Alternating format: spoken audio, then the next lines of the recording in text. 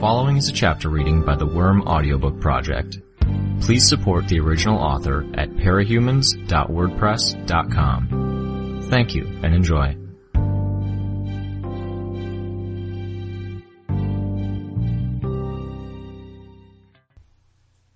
Arc 11, Chapter 3.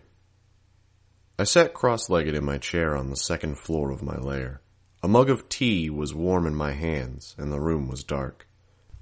Only a faint light filtered in through the slats at the top of the metal shutter that covered the window.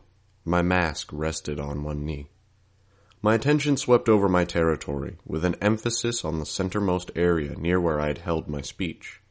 The reach of my power wasn't quite good enough to extend to the outer edges of my territory, which left me anxious. I was craving one of those moments when my power would go into overdrive and increase its range. Minutes passed as I followed my subjects and did what I could to get to know them. My bugs remained on the backs of people's elbows, at the small of their back, and I'd maybe put a small fly in their hair if it was long enough that they wouldn't feel it. Not enough to bother anyone, or that anyone would necessarily notice, but enough for me to track their movements. Two groups arrived within a minute of one another, each at different points of my territory. 32 people in all, with 8 in the first group and 24 in the other. Both groups reacted, jumping and backing away as my swarm swept over them. I could feel the vibration in the air as one in the second group laughed. The others joined him. I'd held off on attacking, just using the bugs to get a head count and a sense of who was there. There were men and women, young and old. Each of them had weapons of some sort, and 15 in total had guns. The merchants were responding to my bid for control. Good. I sipped my tea and found it was lukewarm. I took big gulps in the hopes of finishing it before it got cold. One of the merchants in the first group shouted something, loud enough for it to carry down the street, and fired a gunshot. Impulsively, I tried to tune into my bug's hearing and interpret what he was saying, but the strangeness of the noise stopped me. It didn't translate from a bug's ears to mine. The first group started running down the length of the street. They scattered, with smaller groups of 2 people each heading to different buildings. Finding the windows boarded up and the doors locked or barricaded, they started tearing at the plywood and planks. Some struck at the doors with their improvised weapons. There were people inside 2 of those buildings. Not many, but still. Those were my people. Using my swarm on them would have been easy, but this wasn't just a question of taking the merchants down. I needed to do it so effectively and undeniably that they would hesitate to come back. If I did it well enough, ideally, word of mouth would help keep others from trying anything similar. Why did that line of thinking sound so familiar? It dawned on me. Bakuda. She'd said something similar when she'd been doing her monologue and pretending to be the new leader of the ABB. Well, that was disquieting. Still, my reasons were different. I wanted to protect my people. Bakuda hadn't been motivated by an interest in anyone but herself. I dismissed that line of thinking and gathered the swarm into a vaguely humanoid shape with a head, arms, and a torso. I tried to balance it on 2 columns like legs, but I erred in favor of dissolving that into 1 column for the lower body over risking having it fall over. A good thing the ground was mostly dry there, or I would have required far more bugs to maintain the shape, with the lowermost critters constantly drowning or being pushed away by the motion of the water. I piloted the swarm figure slowly towards the first group. Someone noticed and turned away from the door he was trying to smash down with his makeshift club. He shouted and laughed, drawing the attention of others. Running forward, he swung the club at the swarm like he was trying to hit a home run. The head was scattered, dashed to pieces, and he laughed again, until the rest of the swarm dogpiled him. Then he started screaming. Roughly half of his friends laughed at him. Lots of laughter. Were they all on something? The remaining 4 people hurried to his side and tried to claw the masses of bugs away from him. As they got bitten and stung in retaliation, they backed away, brushing the bugs off their arms and legs, leaving him to his fate. The bugs I had in the area coalesced into another vaguely humanoid shape, then another. In moments, I had a half-dozen figures in a loose ring around the group. I moved them forward, and my enemies backed away from them. I used this to herd the merchants until they stood back to back in a tight circle, surrounded. They had their weapons raised, but they had to know how ineffectual the baseball bats and guns would be. Then I waited, keeping the swarm figures remaining as motionless as possible. If it weren't for the man still thrashing around on the ground, screaming, it would have been eerily still and quiet. The second group was oblivious to the events a few blocks away as they roamed through my territory. A woman in the group was singing, loud enough that her voice would be carried to nearby residents. She was letting them know that trouble was near. I noted that she was holding a plastic tank of gasoline. If the topographic map I was getting from my swarm sense was right, the other box in her hand could easily have been matches. That wasn't good. Still, her group had yet to do anything. I kept an eye on them and waited. Someone in the first group made a run for it, rushing for the space between two of the swarm figures that surrounded his group. He didn't make it. The swarms both intercepted him and he went down, howling in pain. Unease gave way to panic as the group realized they were trapped. A woman shoved a man into the nearest swarm, trying to use him to clear the way, but she only got 2 more steps before the wasps, black flies, mosquitoes, and hornets caught up to her. She violently swung her arms around herself in a futile attempt to fight off the bugs, and succeeded only in throwing herself off balance and falling to the ground. The spiders, ants, centipedes, millipedes, beetles, and all of the other crawling parts of the swarm rolled over her, burying her beneath their mass before she could stand.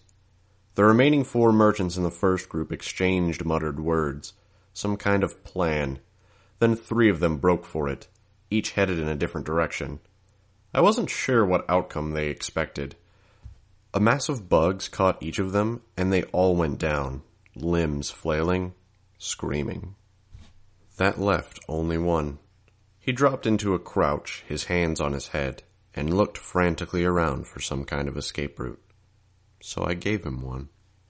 The swarm figures parted enough that he had a chance to retreat. It took him 10 seconds to notice it, and another few seconds to build up the courage to make a run for it. He bolted. Seeing the general mass of insects down the road, he decided to turn into a series of alleyways. I let him run for a minute. He was halfway down an alley when I drew the ambient bugs from the vicinity into a loose humanoid shape, not as dense as the others. Still, seeing it stopped him in his tracks.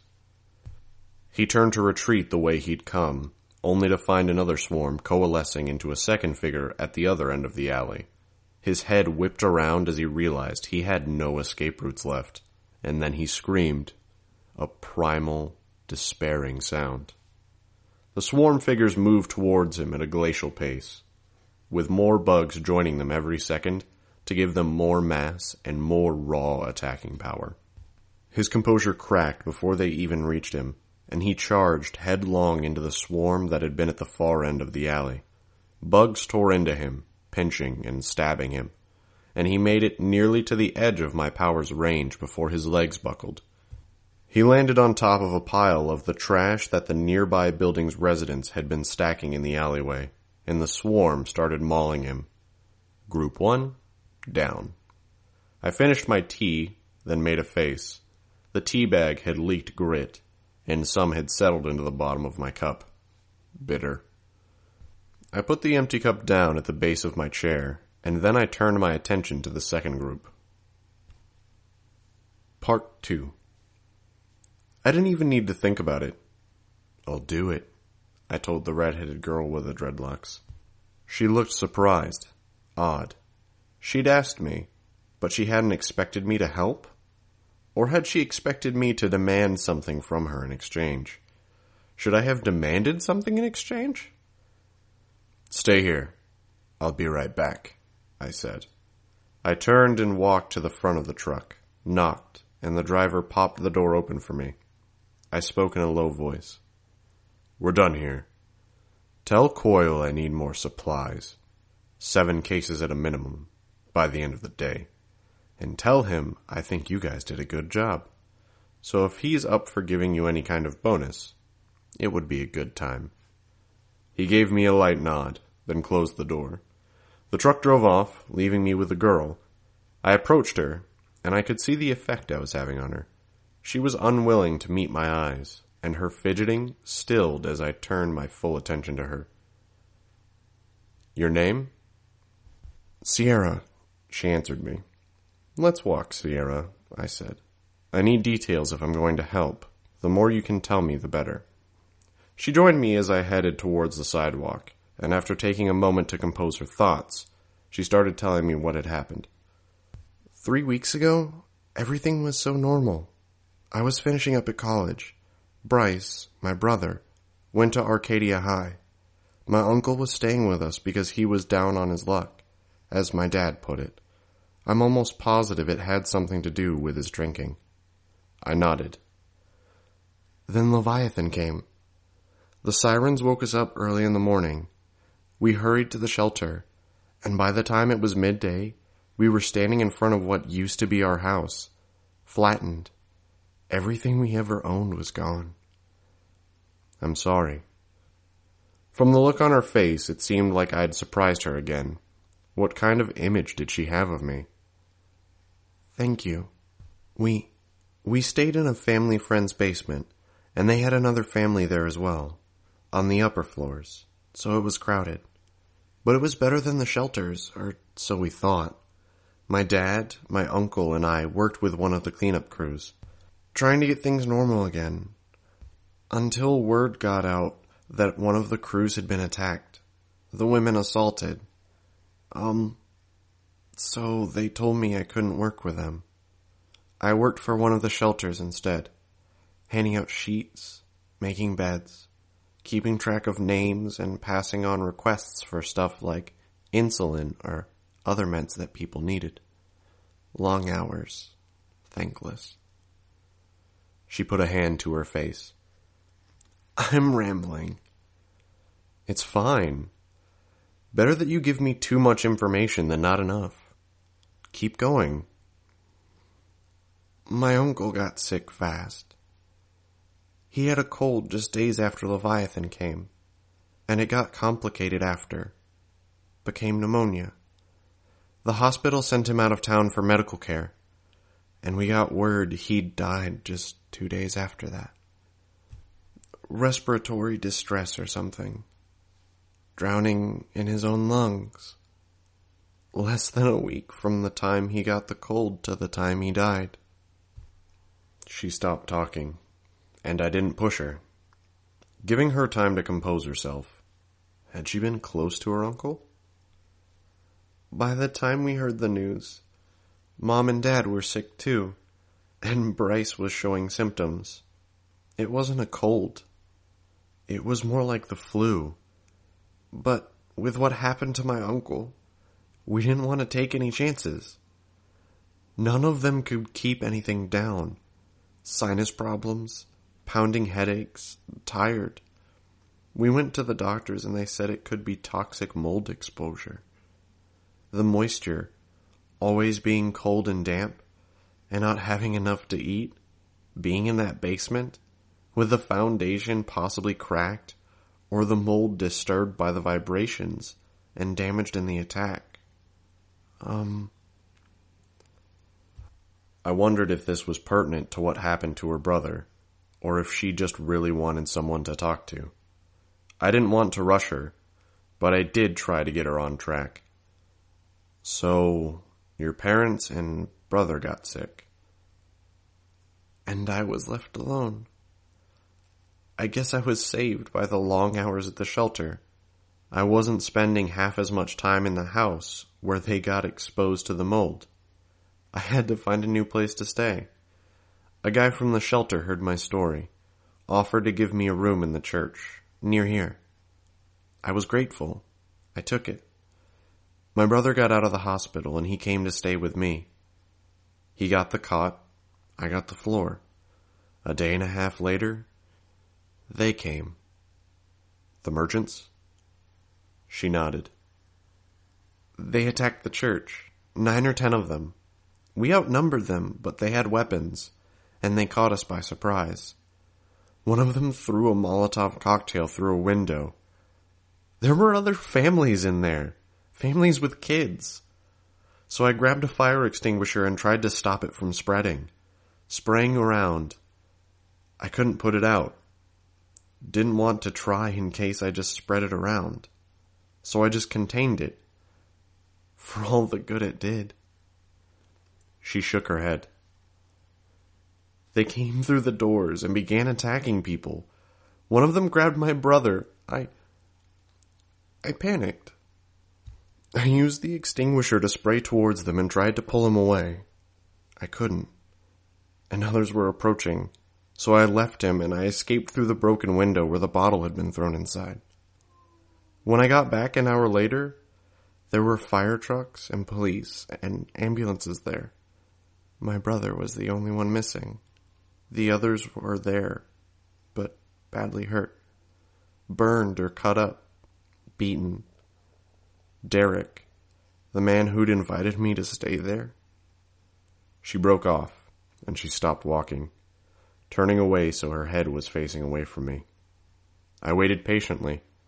When she turned back so I could see her face and started walking again, I gently asked, "Dead?" She shook her head. Quietly, she said, "They cut him up with a broken bottle. The doctor said they bent him over and shoved it between. He'll have a tube running out of his stomach and into a bag for the rest of his life. And he might never walk again. You understand?" I think so. Not that I wanted to. Not about what they did. I mean, do you understand what I'm saying about these assholes? I don't even have words to describe them, to say how much I hate them. God. Keep going, I urged her. I don't know you. I barely know about you. I heard something about you in some bank robbery around the time I had exams. That was me. I don't know how you operate. I don't know your methods, outside of what I just saw back there. But I want you to know that I've always considered myself a pacifist. I've never been in a fight. I've always tried to stand up for people and give them the benefit of a doubt. To be fair, and never do anything to hurt another person. Even with words. Okay. How long it had been since she slept. I was having trouble following her train of thought. So, I think it should mean something extra, something special, when I'm telling you to hurt them. Fuck them up. Hurt them as much as you think they deserve. Then double that. Triple it. Just make them... She stopped yet again, choking on her words. I had a hard enough time keeping afloat in a conversation when I was Taylor. How was I supposed to do it as Skitter? What was appropriate? What was expected? I hadn't figured any of this out yet. I put a hand on her shoulder, and she flinched. I left the hand there, and I measured out my words. Trust me, when I say I have that handled. She looked at me, and I gave her a small nod. God, she muttered. Tell me more about them. Tell me anything about your brother that might help me identify him. She startled, as if shaken from a daydream. She reached into her pocket and handed me a folded picture. It was hard to pin down the kid's age. He was skinny in a way that suggested someone who was going through a major growth spurt, but hadn't yet filled out. He had large blue eyes and a snub nose. There wasn't a hair on his face, and his black hair was spiked so the top stuck up in every direction. Like so many guys, he didn't seem to know how to style his hair. He ignored the sides and back in favor of overdoing the parts he could see when he looked in the mirror. The boy could have been a tall 11-year-old, and he could have been a young-looking 16. Bryce? I asked her. She nodded. Bryce Kiley. Is there any chance he escaped? No. I've checked all the usual places. His friends, our old house, what's left of it. I stopped by the hospital where Mom and Dad are, and the nurses say they haven't seen him. How long ago did he disappear? 2 days ago. I nodded. I vaguely recalled that the 48-hour mark was when the police considered a missing person as good as gone. That didn't mean I wouldn't try. It also meant I could feel less guilty about handling things here, with my territory, before starting my search. Did you get a look at the people who took him? Some. The one nearest me, he was fat, white, and he had one of those bushy wildman beards. You know the kind I mean? It sticks out everywhere, no grooming. I know what you mean. And his hair was really long and greasy, so it stuck to his scalp. Okay. Then there was one woman, maybe middle-aged, bleached blonde hair, trailer trash, and she was with this tall black guy with a scar on his lips. He was the one who was grabbing Bryce. He had a bottle in one hand he was drinking from, and a length of pipe in the other, so I think he was the one who used the bottle on Derek. Were they wearing anything? I don't think anything major. Most of the guys were shirtless, and the ones who were wearing clothes were wearing t-shirts. Some with no sleeves or with the sleeves torn off. Oh, and a lot of them had those bands around their wrists. Plastic, colored, sometimes one or two, but the black guy had a lot. I remember seeing the ones on the black guy's wrist and thinking it didn't seem like something he would wear on his own. Okay? That last bit is especially good. Were they a way of marking status? More bands for higher status with different colors meaning different things? Anything else? I can't think of anything major right this second. Okay, I thought. But maybe she might come up with something more. Where are you staying? She hesitated to answer, but she finally relented and admitted. Nowhere. I was out all last night looking. I was going to go back to the place where we'd stayed at first, our family friend, but the mold problem. And you said it was crowded. That won't do. You'll come with me. Concern flickered across her face.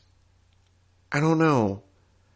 It's better if you're close, so you can answer any questions I have, and so I can keep you informed. She frowned, and I could practically see her working to think of a way to get out of my offer without offending. I knew if she didn't come with me, she'd probably wind up searching for a mediocre to unsatisfactory place. This isn't really negotiable, I told her, just to forestall any excuses. For her part, she didn't argue. We made our way to the beach, and after I'd checked both ways, I led her into the storm drain. It took some urging to get her to enter the darkness, and I had to take her hand to lead her into the oppressive black. I unblocked the barred door that led into the cellar and locked it behind us. When I flipped the switches to light up the ground floor, her eyes went wide. You have power? Electricity? And running water. Stay here a moment. I took the stairs 2 at a time to get to the second floor. Nothing too sensitive there, but I did walk up to the stairs leading to the 3rd floor and slid a panel across the stairwell. With my keys, I locked it in place. I didn't feel it was that obvious to anyone glancing around the room. It looked like a section of wall until you saw the keyhole. I verified the bugs were all locked up tight in their individual compartments in the lids of each terrarium, then headed back to Sierra. I'm making tea, I spoke as I came down the stairs. You want some? Are you hungry? I'm not a tea drinker, and I haven't been in years. But that suddenly sounds like the best thing in the world. I'm afraid I don't have a kitchen table or chairs, or even a living room for us to have the tea.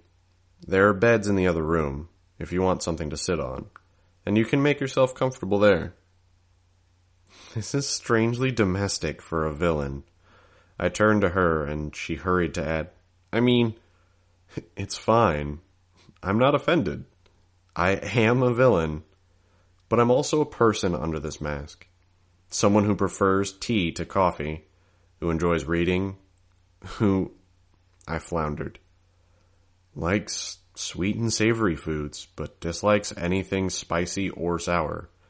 Point being, I'm someone who wants to make sure you get taken care of, especially if you're among the people I'm protecting in the territory I'm claiming. Go. Find a bed. Obediently, she went to do just that. I put the kettle on, then got the sugar. What did I have that would go well with tea? I got out a box of graham cookies with chocolate on one side. I poured out the tea into mugs and put a tea bag in each. I poured milk into a small measuring cup so Sierra could have milk with her tea if she wanted, and similarly dolled out sugar into a small bowl and placed a spoon inside it. Then I tore open the box of cookies and sorted them onto a plate. I put everything onto a tray and went to find the room where Sierra would be seated. She was lying on the bunk bed, already fast asleep. Quietly, I set the serving tray down on one of the luggage trunks at the corner of the room, collected my own tea, and went upstairs to the second floor. Part 3. It took me 3 tries. On the third attempt, the beetle, supported by others and a crack in the pavement, successfully struck the match against the side of the box as the other bugs adjusted its position. A small flame flared at the end. Other bugs leveraged matches out of the box the woman had dropped, gripping the matches in their mandibles, sometimes 2 or 3 bugs to one match. Like a relay, they touched one match to another, passing on the flame from the beetle's match to each of the others. It wasn't long enough before there were more than 30 beetles, each with a lit match in its mandibles. Some died from the heat their own matches generated, but most were able to stand it. I could imagine the visual of it. Kind of like a small sea of tiny flames, like lighters at a concert. Or maybe it was closer to a lynch mob, a crowd holding torches radiating with an imminent threat of violence. It was a shame it was closer to noon than midnight. I imagined the effect would have been even more exaggerated in the darkness. The woman stepped away, pulling off one of her wet shoes. She threw it at the bugs, and it rolled over a few. A heartbeat later, it burst violently into flame. It didn't make a difference. The swarm that was armed with matches was already too spread out for one shoe and one small fire to slow them down at all. The woman's attempts to remove her other shoe made her fall over, and she suppressed a grunt of pain as she landed. She successfully kicked off her other shoe, and then began simultaneously fumbling with her belt while trying to crab walk backwards away from the advancing sea of tiny flames. I could picture it. It would be intimidating. A sea of bugs acting with the backing of human intelligence, each with their tiny torches. Doubly intimidating if a swarm of bugs had made you drop and spill a can of gasoline onto your shoes and the cuffs of your pant legs. She successfully undid her belt, then began trying to remove the tight-fitting jeans she wore. The woman got as far as getting her jeans around her ankles before she got stuck. Some beetles and roaches took to the air, carrying matches to the ground behind her, cutting off her retreat. She screamed at the others in her group, but nobody leaped to her assistance. A beetle fluttered forward and touched a match to her jeans. In an instant, the bundle of cloth at her feet was on fire. She tried to pat it out, but her efforts to remove her shoes had gotten trace amounts of gasoline on her hands. Her right hand ignited, the insects on it dying, and she threw herself to one side to thrust it into a hole in the road where water had collected, her feet still kicking as she tried to remove her jeans. Gasoline transferred to the water's surface and flickered with the faintest of flames. One of her friends finally stepped forward to help her, grabbing her under the armpits and dragging her 10 feet down the road to a spot where more water had been collected. Together, they worked to put out the flames, dousing her bundled jeans into the water. I could maybe have stopped him, driven him away, but my interest was more on spooking them than causing grievous physical harm. I wouldn't lose much sleep over burning her with the things she intended to use on others, but I wouldn't stop her from putting herself out. Apparently, seeing the woman get set on fire by the swarm had done its job in unnerving my enemies. The group scattered, and I let them run. One by one, I took them down by creating the human-shaped swarms and then attacking them. Some fought, others ran. But each of the merchants succumbed eventually, choking on the bugs or losing all self-control in the face of the pain the attacking swarm inflicted. The human shapes were less efficient than a regular swarm, but I imagine the psychological effect was that much greater. A swarm of bugs was something you could encounter any day. An uncannily human figure that you couldn't hurt with any conventional weapon, who threatened incredible pain if it got close enough. It was something my enemies would remember, and it was something they could tell others about. I gathered the swarm into a figure that stood next to the woman with the burned feet and her friend. I drew more and more bugs into the swarm, bloating it and drawing it up to the point where I couldn't make it any larger, without the bottom half giving way. I gauged it to be somewhere close to 12 feet in height. Then, I let it fall on top of them. That polished off group 2. I stood from the armchair, stretched, and pulled on my mask. I bent down to pick up my mug, then headed downstairs to check on Sierra. She was still sleeping, but I'd known that. I'd felt secure about removing my mask only because I had bugs on the girl, to keep track of her. I'd know the second she stirred. I went into the kitchen before sending a text to Coyle. Merchant burn victim and other wounded near Sandstone and Harney. Send medic? No use having the woman die from any complications from her injuries. Besides, maybe he could get her to offer up information in exchange for her freedom. I dialed Lisa next. Hey, Boardwalk Empress, she answered me. Tattletale, how's it coming? It's not. I'm gathering intel on the enemies of my territory. A few have migrated my way in response to what the rest of you were doing, regrouping. I'm trying to see if there's any useful tidbits of info I can pick up. And if there's maybe a way to fuck with all these guys at around the same time, so they know there's nowhere left to go. In the meantime, I'm helping Gru out, figuring out where he's got merchants hiding in his area. He's doing okay? No problems, last I heard. You? I saw that cloud of bugs earlier.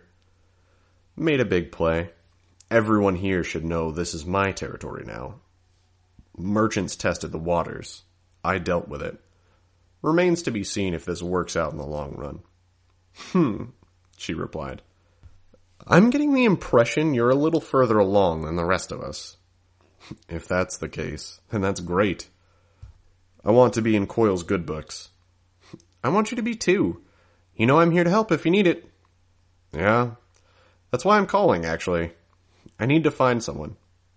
Do tell. I gave her the rundown on everything Sierra told me. She stopped me when I got to the bit about the armbands. Those aren't for rank, she informed me. But you're not wrong in saying they're like status. They're more like Boy Scout badges. Boy Scout badges? From what I can gather, you can get one for attending one of the merchant's events. Colors are supposed to represent what each one was about.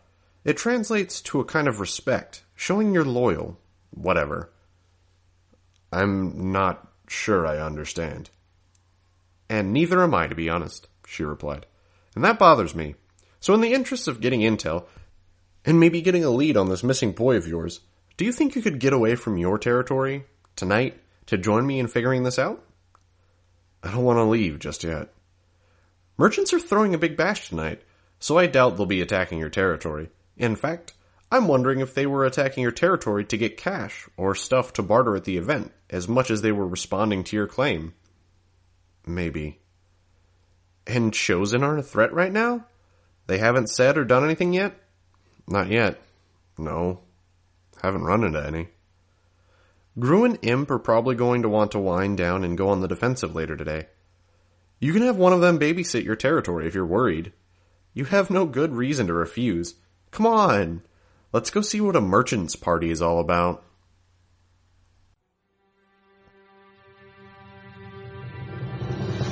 Hi, this is NSPB. You just finished listening to a chapter from Arc 11, Infestation, from the web serial Worm by J.C. McCrae. This production is brought to you by the Worm Audiobook Project. If you would like to know more about us, or to volunteer your own services, please check us out at audioworm.rein-online.org. You can download or listen to every chapter directly from our site, or you can find us on iTunes or any podcast app under Worm Audiobook. Thank you for listening.